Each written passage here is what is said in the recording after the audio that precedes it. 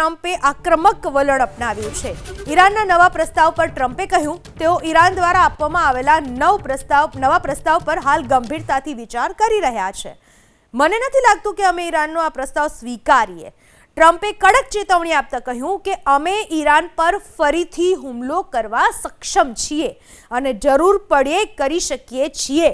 Iran પર વળતો પ્રહાર કરતા કહ્યું કે જો ઈરાન કોઈ પણ પ્રકારની ભૂલ કરશે તો અમે તેને જડબાતોડ જવાબ આપીશું। અમેરિકાનું મુખ્ય લક્ષ્ય ઈરાનની મિસાઇલ શક્તિને સંપૂર્ણપણે સમાપ્ત કરવાનું છે। ટ્રમ્પે ગંભીર આરોપ લગાવતા કહ્યું કે ઈરાને છેલ્લા 47 વર્ષોમાં માનવતા વિરુદ્ધ અનેક ખોટા કાર્યો કર્યા છે।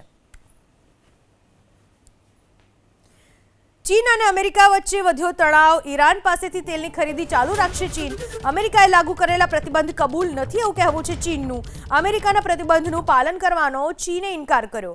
ચીનની 5 મોટી રિફાઇનરી ઈરાન પાસે ખરીદશે તેલ। અમેરિકાએ ચીનની 5 કંપનીઓ પર લગાવ્યો હતો પ્રતિબંધ।